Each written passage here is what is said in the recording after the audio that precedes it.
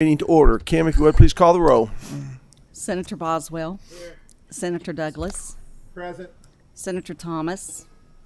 Representative Chester Burton. Present. Representative McCool. Here. Representative Pollock. Here. Representative Hart. Here. Chairman Meredith. First item on the agenda is consideration of the minutes of the November 9th meeting of the committee. Is there a motion be considered as being approved? Motion. Second. Motion and a second. Kim, please call the roll. Senator Boswell. Aye. Senator Douglas. Aye. Senator Thomas. Representative Chester Burton. Yes. Representative McCool. Yes. Representative Pollock. Yes. Representative Hart. Yes. Chairman Meredith.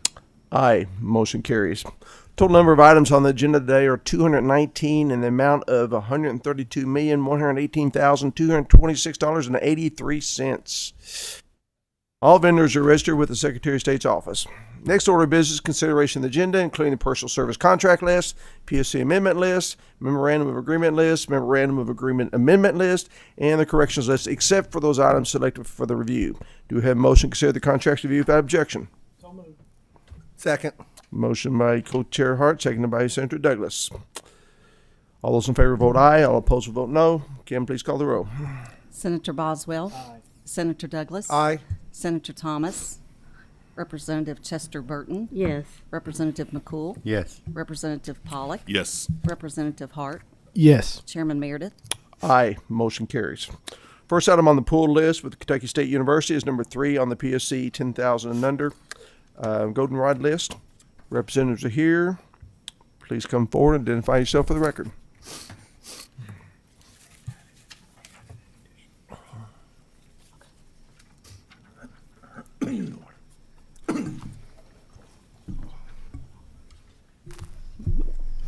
Good morning. I'm Michael. I'm the interim chief of staff at Kentucky State University. I'm Avinash Tope, Interim Director for Land Grant Program. And Marcus Bernard, Dean for the College of Agriculture, Communities, and Sciences. Interim Dean. Gentlemen, always great to have you here, and I hate to pull you away from your other duties. This will be very short. The reason this contract is full because of the retroactive approval yet again, and this is the third time in a row that we've had these. We've had discussion before about my aversion to approving retroactive contracts, but we've given Kentucky State University a wide berth this past year because of the issues that you folks have faced. And just to be quite candid with you, I don't want to see these anymore. Again, we've given an exception pretty much for the entire year. It's time to move on. You know, this committee is advisory in nature. We really can't approve or disapprove because the Secretary of Finance has final authority over this. But I think the value of this committee is just like the good housekeeping seal of approval. When we say it's an approved contract, the people of the Commonwealth will know that you have done your due diligence, we've done our due diligence, and everything is here. The problem with retroactive approvals, it looks suspicious. And perception is most people's reality, and they think that, well, you didn't receive it because they didn't want you to see it. And if the service has already been rendered, it really is meaningless for us, and I'm not in this business to rubber stamp contracts. So, again, I'm not here to disapprove this contract today, but just to put KSC on notice, this needs to stop. You need to get your house in order, and I don't want to see more of these retroactive approvals. So we can start 2024, and it'll be a new year for all of us, but, again, please don't bring me more retroactive approvals. Absolutely. Thank you, sir. Any questions, comments from other committee members? If not, entertain a motion to approve the contract. Did you get that, Kim? Yes. I'm sorry, who was the second? If you would, please call the roll. Senator Boswell. Senator Douglas. Aye. Senator Thomas. Representative Chester Burton. Yes. Representative McCool. Yes. Representative Pollock. Yes. Representative Hart. Yes. Chairman Meredith. Aye, motion carries. And gentlemen, I do appreciate you being here this morning. I hope you will convey my message back to the folks at KSU who have ownership for this issue, and I wish you a very happy holiday season and look forward to 2024. Thank you so much, and we will ensure this doesn't happen again. Absolutely. Thank you. And one final thing for the record, our new purchasing director is also here today with a long time experience with the state. And so we do intend this never to happen again. Great. Be well. Good Thank you, news. Thank you so much. Thank you. Have a Appreciate good your day. time.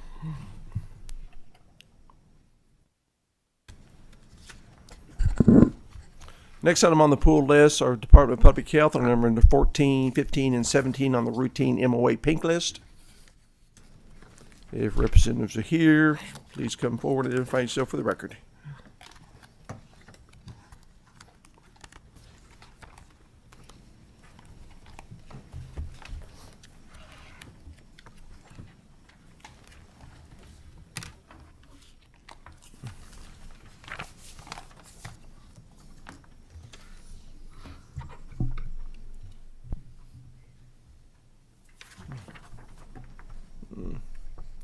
Hi, I'm Dr. Amy Harrington. I'm the manager of our clinical team in the Kentucky Department of Public Health Immunization Branch. My name is Bob James. I'm the Assistant Director for the Division of Epidemiology and Health Planning. And I'm Andrew Young. I'm the Director of Administration and Financial Management for Public Health. Appreciate you being here, and I've already been remiss in executing my duties as chairman of this committee, but I would ask you to raise your right hand, and do you solemnly swear to tell the truth, the whole truth, and nothing but the truth? Yes, sir. Thank you. Appreciate it. 3 contracts, and they're big contracts, and they all deal with to address vaccine hesitancy. And just curious as how this program's going to work. How's it implemented? Who's the audience, and what do we expect to get out of it? I'd like to take each one individually, if that's okay with Most certainly. with the team. So Youth for Christ is a faith-based, it's a church in Jefferson County that primarily serves our African American community. We recognize that our vaccine uptake, especially in our African American community, is not great. We know that there is an opportunity with vaccine confidence as well as vaccine access. And so we're building on faith-based communities and those grassroots efforts to educate, to promote, and to offer vaccine events to reach those populations. Did you have any questions about that one, or would you like me to go to the next one? Please proceed. The next one is the Kentucky Foundation for Medical Care. This is a joint submission from the Kentucky Hospital Association, the Kentucky Medical Association, and the Kentucky Nurses Association. Using vaccination data that we have on vaccine uptake in communities across the state, they will collaborate together as the trusted messengers in healthcare in order to promote vaccination information and education, as well as provide information on where to receive vaccinations in those rural and urban communities that have vaccine uptake opportunities. And then the third one is the North Star Seven-Day Adventist Church. Once again, this is an African American congregation located in northern Kentucky. We recognize, once again, that there are vaccine uptake opportunities in our African American communities associated with trust of the healthcare system, trust of vaccines based on history, and that's similar to what we're experiencing in Jefferson County. And so building on those faith-based communities or those voices of trust, we're collaborating with them to provide education and outreach in those communities. All of these groups will be collaborating with the local health departments, and this is an extension of those services that are reached. We recognize that the trusted messenger are live in those communities. We also recognize that the message needs to be provided to populations from a voice that looks like those individuals, that has the same journey as those individuals, and that can provide answers to questions. Many of our communities are bombarded with different sources of information, but making sure that the information that's received is evidence-based, so to answer questions and provide resources. The other thing that I think is most exciting about these contracts is the information that they'll bring back to the Kentucky Department of Public Health and the local health departments about access and challenges different communities face. We know that we need to hear from our population so we can improve systems. And it works best if the trusted voice within that community is bringing that message back. So we know that we're hearing all the truth that occurs. Certainly agree with your message, and as chairman of the Health Services Committee for our Senate, I think our number one responsibility is improve the health of our population. And you folks well know, I know I'm going to preach to the choir here, but we spend a lot of money on health care and do not get good results. Double, triple what other industrialized nations are spending. And some specific numbers, we're spending about $13,000 per capita. Next closest nation is Germany at $7,000. China's at $650. And it's reaching a point where it's going to exceed 20% of our gross national product. And when and if it ever does that, I think it's going to cause our economy to collapse. And I think one of the contributing factors is we don't do this in coordinated fashion at all. We throw a lot of money out there, throw things up against the wall and hope they stick, and if they do, great, but if not, then we spend more money. I'm curious, given the population that this is intended to serve, I make the assumption, I think it's a correct assumption, that we have a high percentage of Medicaid patients that we're going to reach out to. Medicaid as well as underinsured and uninsured. Well, my question is, again, trying to do this in coordinated fashion, where are the managed care organizations in this process?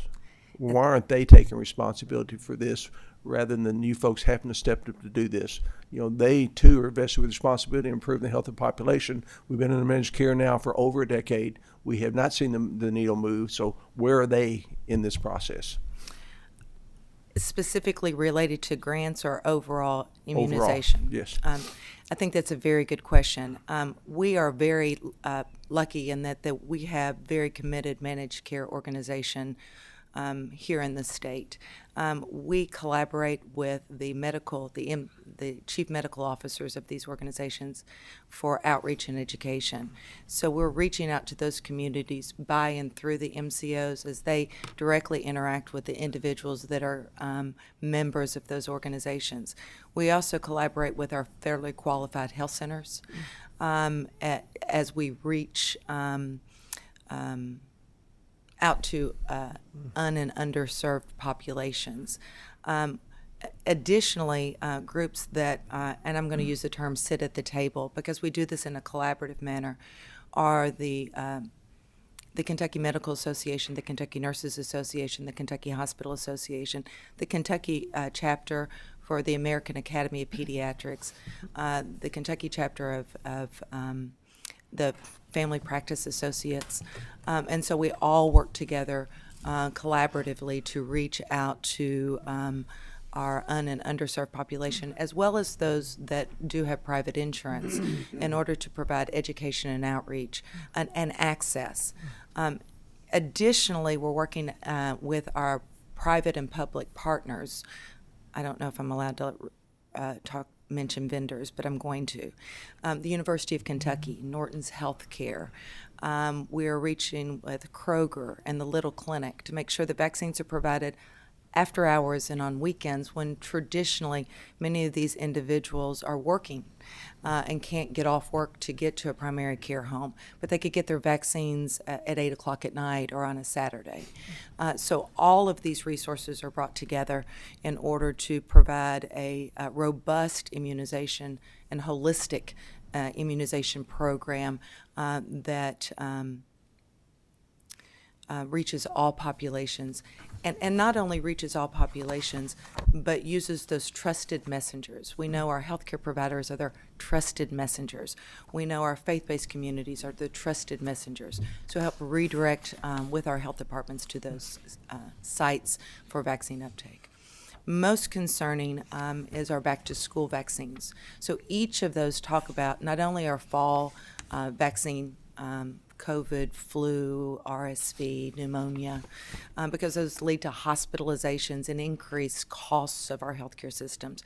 But we also want to prevent preventable disease, measles, mumps, pertussis. We want our kids in the schools attending. And so these back-to-school events that our partners are promoting increase vaccination rates and prevent disease amongst our school-age children.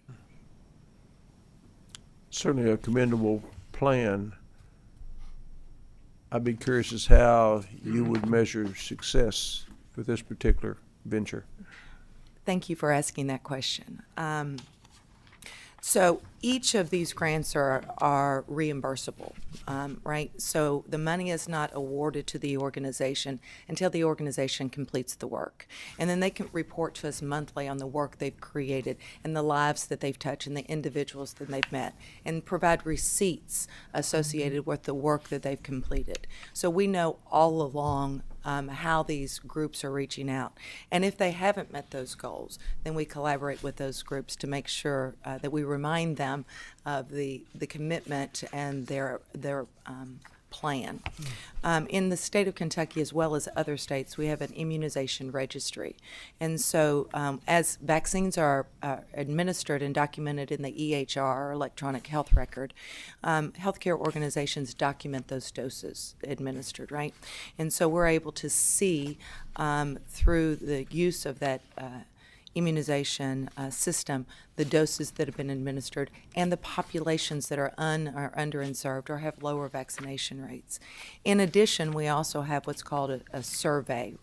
And so our schools, for those that are in kindergarten, 6th grade, and 11th grade, those school officials and nurses actually look at the vaccine certificate and document doses that have been administered, so we know our vaccination rate.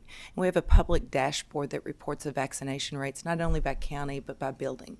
And so that's in our public and private schools. So we have an eye constantly. For our 2-year-old, the process is through phone calls that are conducted by the CDC with parents and then follow up with the providers. So we know our 2-year-old vaccination rates.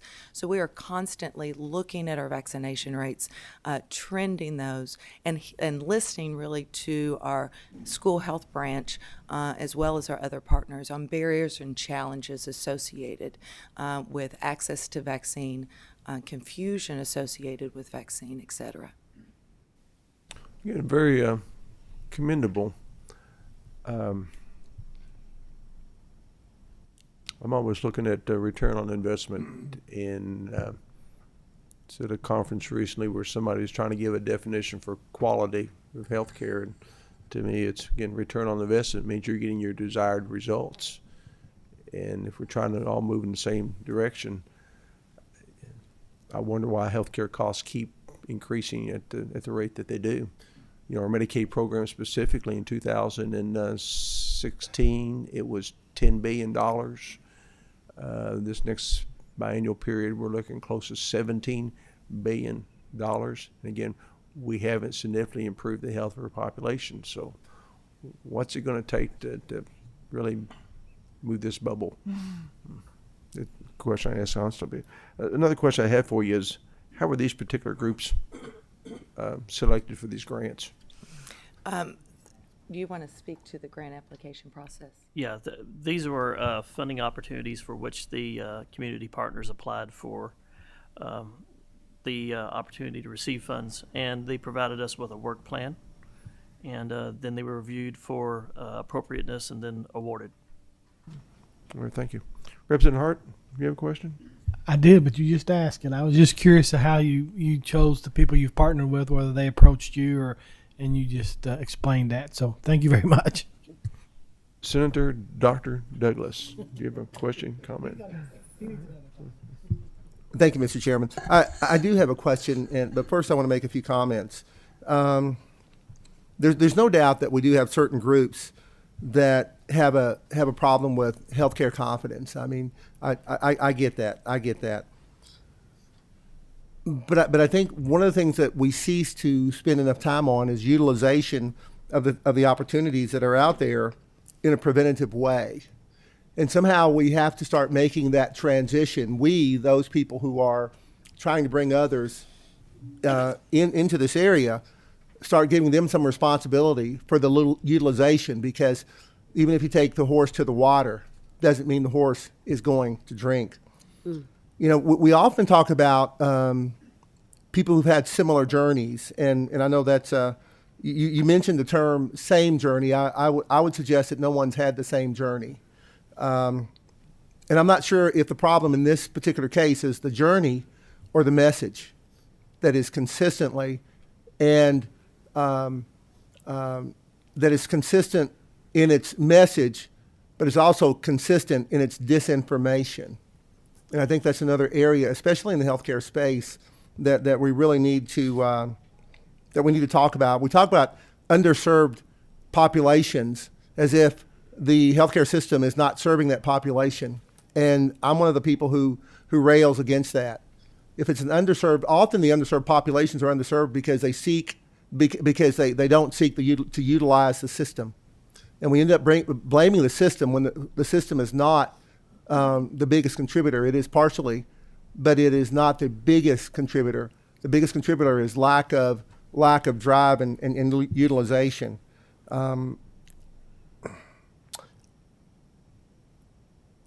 I just don't want us to get too far off the path in terms of we've been trying to do the same thing for decades, and we still find ourselves spending more and more and more and more and more money to do the same things that haven't worked in the past, because we're using the same approach. But I guess I ought to get to my question.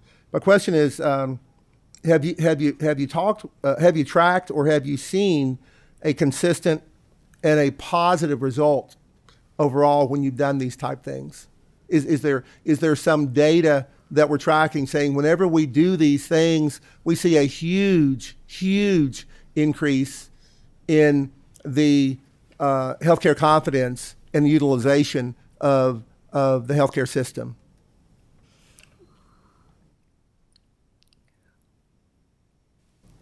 We're just coming out of a pandemic. Yes, ma'am. I'm very aware of that. And the And- pandemic didn't start this. And I agree. say this respectfully. We keep bringing up the pandemic. Let's stop it. Let's stop it. As if everything started at the pandemic. We've spent billions of dollars, and I say this respectfully, prior to the pandemic. So please, with all due respect, don't bring up the pandemic. It didn't start there. No, I totally agree with you, Senator Douglas. My reference to the pandemic is during the pandemic, we had amazing partnerships with communities, with faith-based organizations, with healthcare systems. And through that messaging, we delivered large volumes of vaccines in multiple settings to huge populations across the state. And that equity curve closed, right, because of access and availability and messaging. We are building on those same principles as we look at back-to-school vaccines and other adult recommended vaccines across all populations. So we have the partners that were there. We have healthcare systems. We have nurses and doctors and occupational therapists and physical therapists, and we have churches and schools continuing to collaborate through resources that we're providing to provide the message about routine vaccines. Excuse me, I don't mean to interrupt you, but so the answer to my question is yes or no? Yes. Okay. Yes, we do have the data to support that these types of collaborations and messaging does increase vaccine uptake. Okay, thank you very much. I really appreciate that. Thank you, Mr. Chair. Thank you. Senator Thomas, you have a question, comment? Thank you, Chairman Meredith. Tell me your name again, please. Hi, I'm Amy Harrington. Yes, Ms. Harrington. Yeah. Ms. Harrington, as I look through the documentation, all the vendors that you're using are Kentucky vendors. Yes, Is sir. that correct? I'm seeing Yes, sir. Louisville, Kentucky, Burlington, Kentucky, Louisville, Kentucky, and Louisville, Kentucky. Yes, sir. And these are either, you're using these services either provide vaccinations to impoverished individuals or cancer treatment to impoverished or marginalized individuals. Is that correct? All the vendors will be providing vaccination education, information, and facilitating pop-up clinics in order to provide vaccination. Okay. All right. I guess, Mr. Chair, and please correct me if I'm misunderstanding, but I just don't see any problem with this. We're using Kentucky vendors to help Kentucky citizens provide important vaccinations to people who otherwise can't have them. I guess I don't share the same antipathy toward impoverished people or marginalized people as Senator Douglas does. But this seems like a good project to me, and I just don't see any problems with it. What am I missing here? Totally.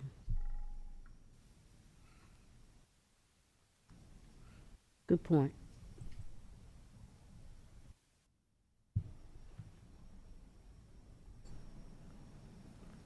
Sorry, Senator Thomas, you waiting for a response or? Yes, this just seems like a no-brainer to me in terms of letting this contract go. If they were from out of state, if they were helping people who had resources to help them, I might see some questions. If the costs were exorbitant, they talking about a $7-figure contract, I could see why we might have questions. The dollar amounts don't seem to be exorbitant. They're using Kentucky vendors. They're helping people who otherwise can't afford to be helped. I just don't see a problem here. I think you're making an inference that we're questioning these contracts because there is a problem. I know you're relatively new to this committee, but we've used it over the years. I've used it over the years to educate our legislators of what programs are out there and what their intent and purposes are. I was the one that pulled these contracts. It's not because I'm against them. I just want to understand what we're trying to accomplish. And I think that's a reasonable intent of this committee and a reasonable goal of this committee. And sorry if you're offended by that, Senator Thomas. Senator Douglas, you have a follow-up? I did. I just wanted to address this. My asking questions is simply from an objective standpoint. One of the things I try to do, even as a physician, and you'll know this well, we in the healthcare space, unfortunately, we are terribly objective. We don't bring emotion, a whole bunch of emotion, because as I frequently tell people as an anesthesiologist, if I bring emotion into the operating room, people die. I have to make good decisions based on the data I have.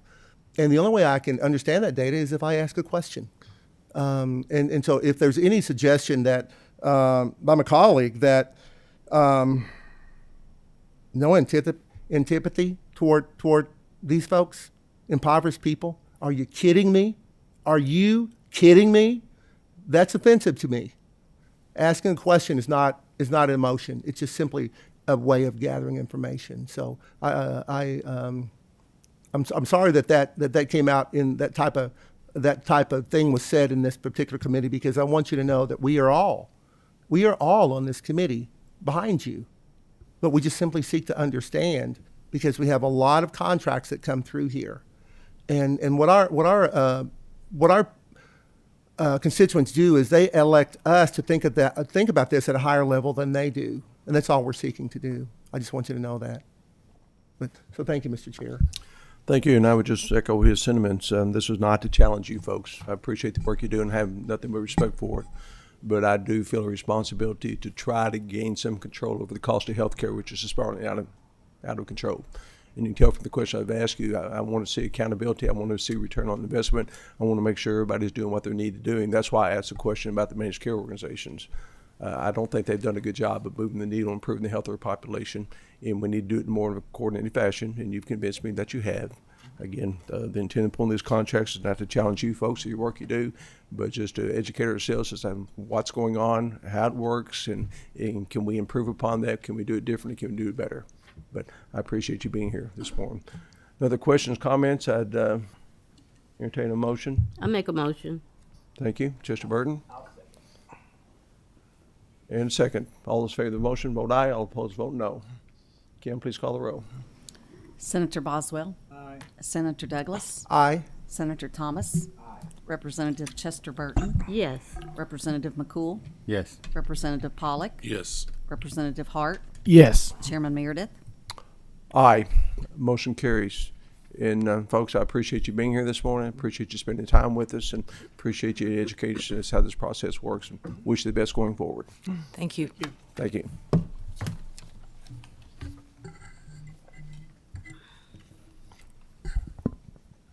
Next item on the pull list with the Office of Energy Policy, and is number 32 on the routine MOA pink list.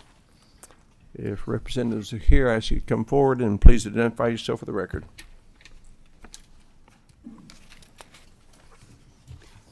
Good morning. Lona Brewer with the Office of Energy Policy. Appreciate you being here. I request this contract be pulled. Capsule summary we have says provide funds for the electric vehicle educational program for students and teachers grades 7 through 12. Dealing with technologies, changing economies, and the grid issues. How's this program presented to our students 7 through 12? What's the vehicle for that? The vehicle for that will be both teacher education and student education. We're hoping to reach about 4,500 students with this project.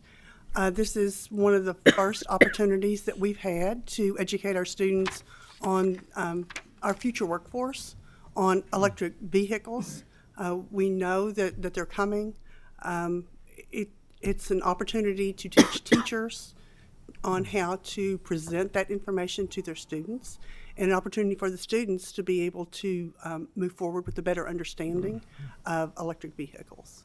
Well, I appreciate that, but my concern is I hear from the education community, teachers specifically, they don't have enough hours in the day to do what they're doing. Yeah. And I'm sure you're well aware of our reading and math scores and science scores have fallen precipitously since over the last decade. So is this really a benefit to our students if they can't read or write? Do they really have the time to devote to it? Should they devote the time to it? This is actually STEM-based education, so it is science, technology, and math. It has been well received in other areas. This was actually presented to a handful of school districts under other funding, under other programs in Kentucky a few years ago, and it was well received then. Again, it's totally voluntary. What we do in our office is we use our state energy program funds to help improve energy efficiency and to help educate both our teachers and students on energy and energy affordability. And we saw this as an opportunity to bring a very vital topic to our schools. And if they want to teach it, if they want to take part in it, they can. But there's no requirement that they do so. So voluntary. It is voluntary, And absolutely. who makes the decision as to whether they're going to take advantage of this or not? The teachers in the school district. You say these programs have been well received. How do you define well received? The teachers that took part in it liked the opportunities. This is part of a nationwide campaign. It's not. It's something that they're going to be able to bring to Kentucky. We're not having to pay money to develop a new curriculum. We're able to use what they already have to bring to our teachers and students. We do a lot of work with K through 12 right now as far as teaching energy and energy efficiency. We see this as a next step in helping to educate that new workforce. Well, we're making an assumption that EVs are going to take over the world, and they may very well, but I think recent data suggests that we've kind of given a pause to this, that maybe it's not going to be the future we thought it was. So are we kind of spinning our wheels by presenting that this is going to be our future and may not be? Again, it's an opportunity to allow our students to take part in a STEM education project and see where it goes. Is this endorsed by the Kentucky Department of Education?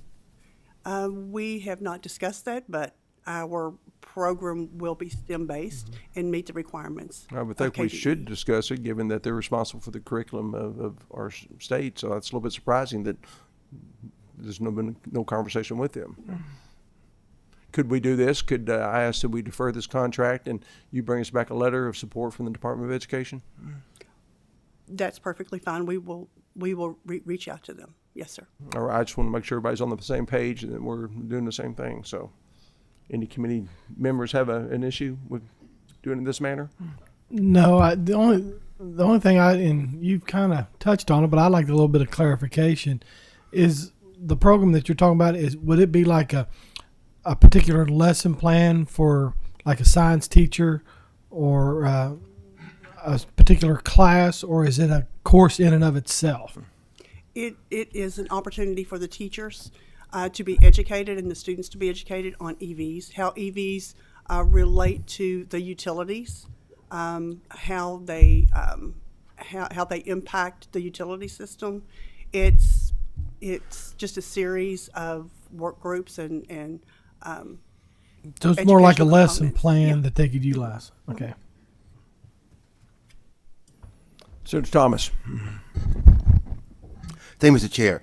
I don't have a problem with you asking, tell me your name, ma'am. Lona Brewer. Ms. Brewer to come back and get a letter. I think that makes a lot of sense. I do think the reason we're seeing a pause, and you're correct when you say, because I try to be fair, that we are seeing a pause in the growth of the EV industry. But I think the reason we're seeing a pause, Senator Meredith, and I hope you would equally be fair, is because the infrastructure is lacking right now.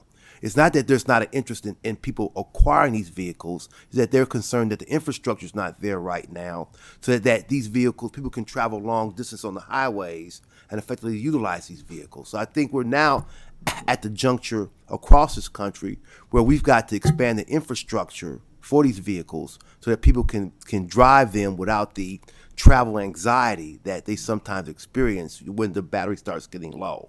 So I think it is the wave of the future. I just think the infrastructure has to catch up with the demand for these vehicles. Representative McCool. Thank you, Mr. Chair. I asked a quick question. Is this where they actually build a model vehicle and drive it? No, sir, that's another project that's funded under our office, the Gen EV with the UK Center for Applied Energy Research. This is kind of a next level. That program is in the middle schools right now. This would be a next level for 7th through 12th grades. Those middle school students, excuse me, are going to be going to high school here shortly. It would be a shame just to let their good work and their good interests drop off because they're now in high school. This is kind of a next level. Okay, thank you. Mr. Chair, can I make one comment, please? Yes, please. Well, thank you. I've seen this, but not in the middle school. I've seen it actually in high school. And what I did see, Chairman, is it's very good program where you combine programs. You have welding and engineers working together, designing, fabricating, all this, and then testing, and then finding out that it fails, and then what they got to do to improve upon it. So it's maybe a different program, but it connects to that. So I don't know about the additional piece that you're trying to add, but the first piece where I saw it has been very, very good for students in schools. So I will share that with you. Thank you. Thank you. Senator Boswell. Couple questions. The material that will be used for this course, will it be available, would a copy of that be available for the committee? Oh, absolutely. And I think that'd be helpful. Okay. And yeah, I think we're all here for education, and we have no problem with that at all, as long as it does involve indoctrination. It does I not. think there is a cooling down period going on right now with the EV vehicles, especially after the tornadoes in the western part of the state and the floods in the eastern part of the state. I think we'll begin to realize that when we have major disasters, that electronic vehicles are not going to be the answer for the problems that we have during those disasters. So I think that electronic vehicles are maybe somewhat a part of the picture of the future. I think they should be, but I just don't want us to get carried away and thinking this is putting all our eggs in this basket, because I think that has disaster potential. Thank you. Representative Pollock. Thank you, Mr. Chair. I do echo what you said about getting that endorsement from KDE on this deal. Obviously, that's the cause. I do have a question. Obviously, you talk about in the classroom, whether it's a science class or whatever, but obviously with vocational school and technology schools and those type of things, I think is what Representative McCool was talking about as well. Is that part of the plan too, or just to kind of get some clarification on these dollars being set in the science classroom, or is it any of this kind of targeting toward technology, vocational school, LAVEC, whatever that it could be whatever teacher is interested in teaching this unit. This is more how everything interconnects, how EVs interconnect. Again, it's trying to educate our new workforce on the different principles that are out there right now and that are coming. Would make that decision Oh, on how they absolutely, use absolutely. that way of obviously educating, bringing, obviously this. Yes, and it's totally voluntary. Thank you. Any other questions, comments from committee members? If not, I entertain a motion to defer pending letter of support. Sorry, was that Senator Hart? Senator Boswell made a motion. Second. Or somebody will. Somebody did. Pick one, Kim. Your choice. All those in favor of the motion vote aye. All opposed will vote no. Kim, please call the roll. One at a time, guys. Don't get hurried. No, you want to get out of here, but Senator Boswell. Aye. Senator Douglas. Aye. Senator Thomas. Representative Chester Burton. Yes. Representative McCool. Yes. Representative Pollock. Yes. Representative Hart. Yes. Chairman Meredith. aye. Motion carries. And thank you for being here this morning. We look forward to seeing you next month. Final items on the agenda, consideration of 5 exemption requests, and these are all dealing with the biennial carryovers. So that's the reason for the exemption request. If there are no questions, comments, I entertain a motion to approve. Motion by Co-Chair Hart, second. Second by Senator Boswell. I think we can do this one by voice vote. So all in favor say aye. Aye. Any opposition, like sign. Seeing none, motion passes. With that, this is the last meeting for this calendar year. But please be informed that we will meet on Tuesday, January 9th, upon adjournment of both chambers. So let's just be prepared for that. And with that, I want to take a moment. Question. Yes. I'm just curious. When we go into session, do we meet like the first Tuesday, the second Tuesday of each week? Are we meeting weekly like we normally do? What's our schedule? And I mean, let me ask you this way: what's our schedule when we're in session? That's my question. Second Tuesday. Second Tuesday. Well, being a statutory committee, we have to meet each month. We only meet once a month. Yeah. But when is it? Is the second Tuesday Yes. at 8:30 a.m.? No. Adjournment of both chambers. Upon adjournment of both chambers. Yes. Okay. Thank you. So from January to April, it's just, and then we'll go back to the morning meeting. Okay. I'm just talking about session now. Yeah, session's just upon Okay. adjournment. All right. Thank you.